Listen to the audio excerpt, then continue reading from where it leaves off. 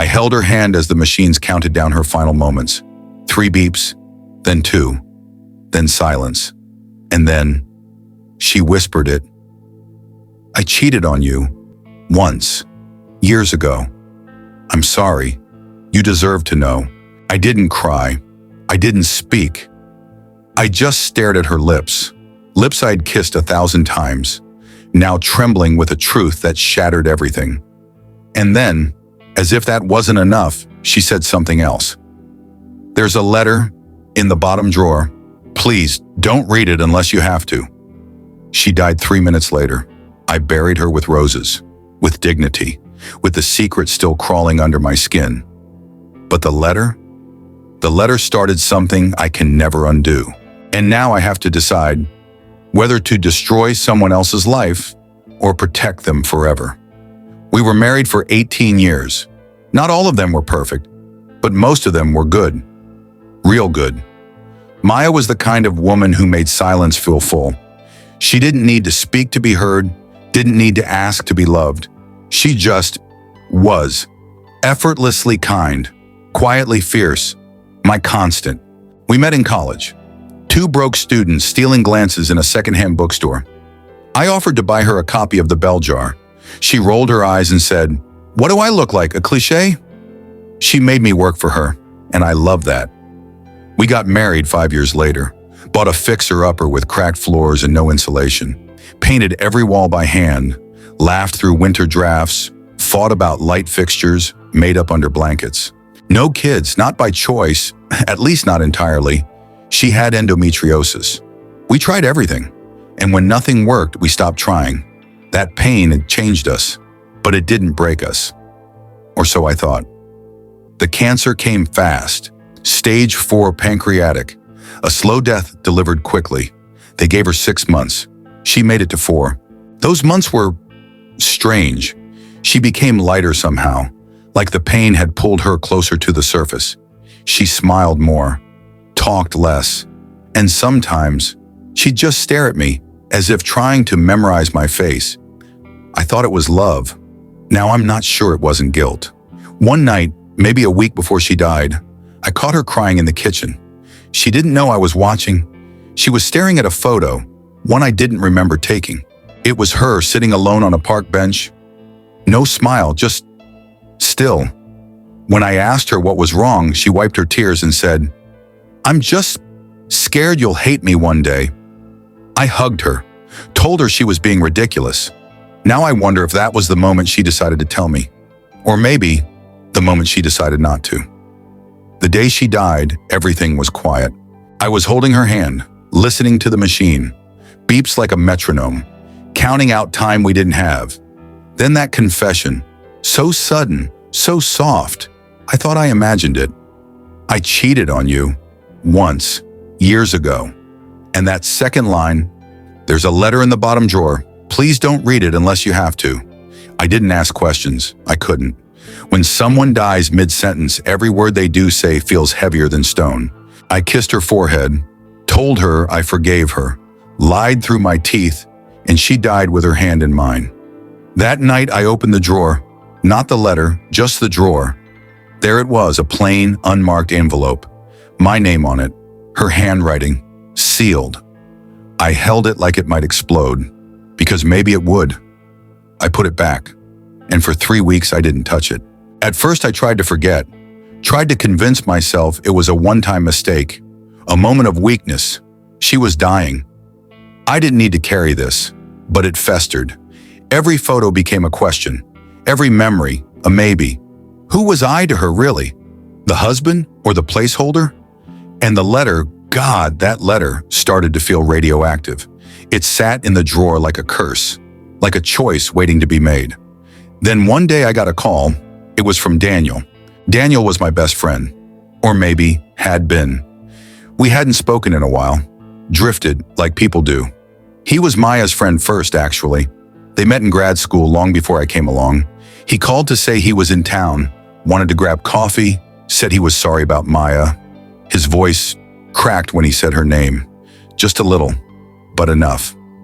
And just like that, my mind snapped into a place I didn't want to go. When I hung up the phone, I stared at the drawer. I knew what I had to do. Or maybe what I shouldn't.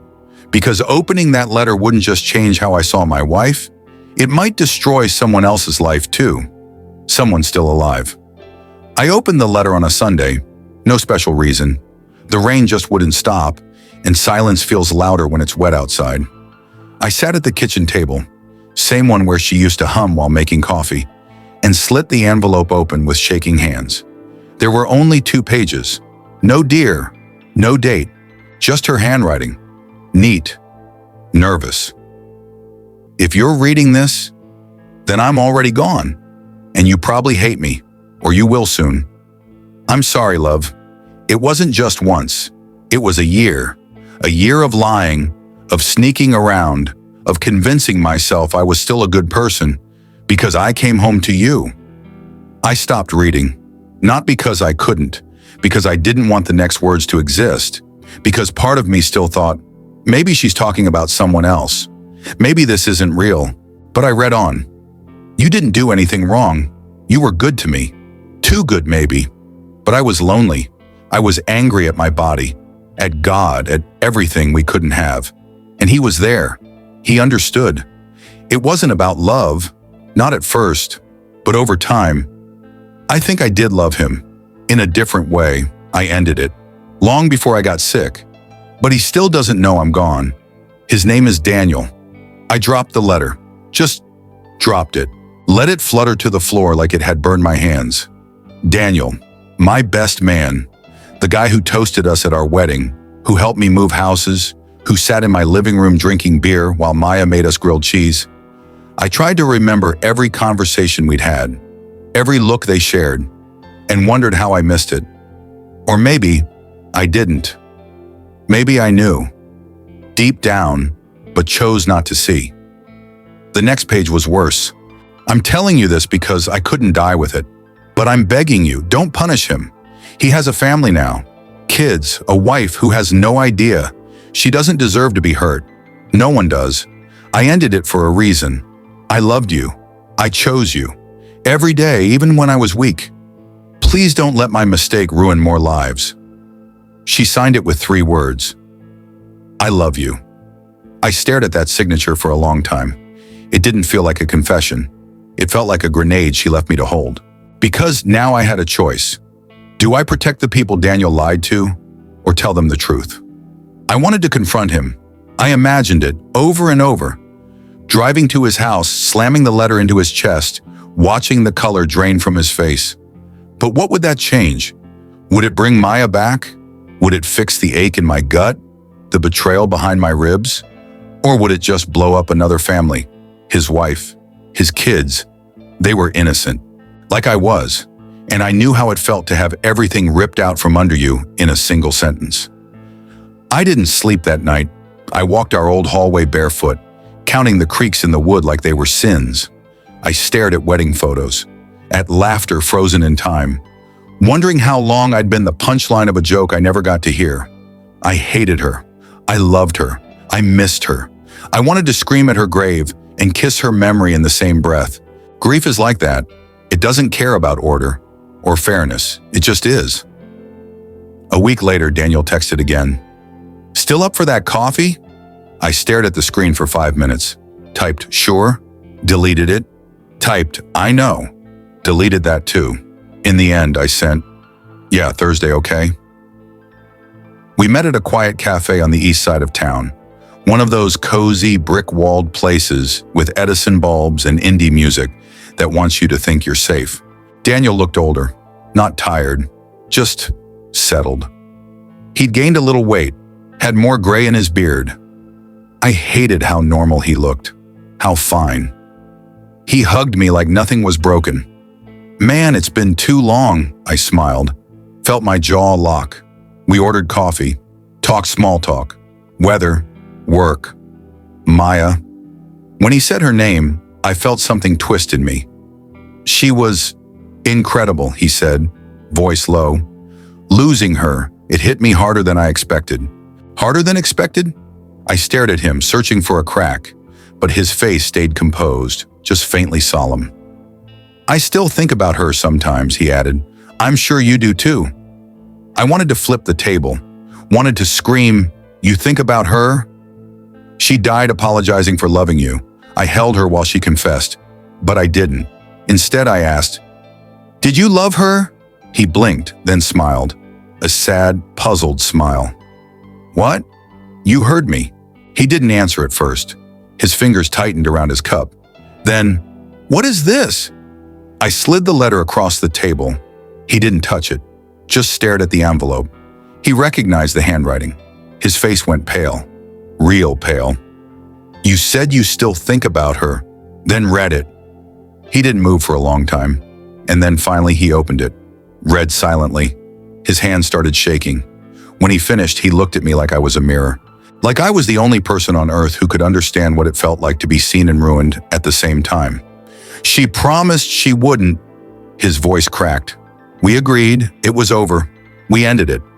"Yeah, well, turns out she couldn't die with it." He covered his face with his hands, exhaled like it hurt. "I never meant to fall for her. I swear to God, it just happened." I laughed, not out of humor, out of disbelief, rage, resentment, the kind of laughter that comes right before a fist. "You had a wife, kids. I brought my wife into your house. You toasted our marriage, Daniel. I know. You held my hand at the funeral. I know." "Do they know?" I asked. "Your wife? Your kids?" His eyes filled. He didn't answer. He didn't have to. I left. Just stood up and walked out, heart pounding so hard I thought I'd throw up in the parking lot. That night I sat in my car for hours outside his house. The lights were on inside. His daughter ran past the living room window holding a stuffed bear. His wife walked out a moment later with a bowl of popcorn. They laughed, they looked happy, and I realized I could end it all. Right now, I had proof. I could blow up everything the way mine had been blown up. But I didn't. I drove home, and I didn't sleep again for days. Here's what they don't tell you about grief. It keeps morphing. One day it's sadness. The next, it's rage. Then guilt. Then loneliness. Then nothing. Sometimes all in the same hour. I tried therapy once. Told the guy everything. About Maya, the letter, Daniel, the decision I didn't make. He said, "You showed restraint. That's strength." But it didn't feel like strength. It felt like cowardice. Like I let a liar keep his kingdom because I didn't have the guts to tear it down. I thought about sending the letter anonymously, mail it to Daniel's wife. Let her decide what to do with it. But I couldn't bring myself to do that either, because then I'd be the villain, the ghost behind the curtain. And Maya had asked me, begged me, not to ruin more lives. I kept waiting for the pain to fade. It didn't. It just changed flavor. One night, maybe a year later, I ran into Daniel again. Grocery store. He had his son with him, a little boy, maybe 6. He looked nothing like Maya. Thank God. Daniel looked tired, hollow. He didn't say anything, just nodded. I nodded back, and we kept walking in opposite directions. Sometimes I wonder what would have happened if she never told me. Would I still be grieving the same way? Would I remember our marriage as beautiful instead of complicated? Would I have kept the version of her I thought I knew? But she did tell me, and now I live with a dual memory, the Maya I loved, and the Maya I'll never fully understand. It's been 3 years. I still keep the letter in the drawer beside my bed. I haven't opened it since that night, but I haven't thrown it away either. I think part of me needs the weight of it, a reminder that love and betrayal can live in the same body, the same heart. Maya isn't just the woman who cheated. She's the woman who cried through every chemo session holding my hand, the woman who kissed my forehead the night before she died. Both are true. That's the thing no one tells you. Sometimes the truth doesn't bring peace. It just leaves you holding the pieces. I chose to protect a family that wasn't mine, because I know what it feels like to be broken by someone else's truth. But you tell me, if it had been you, would you have stayed silent, or would you have set the world on fire?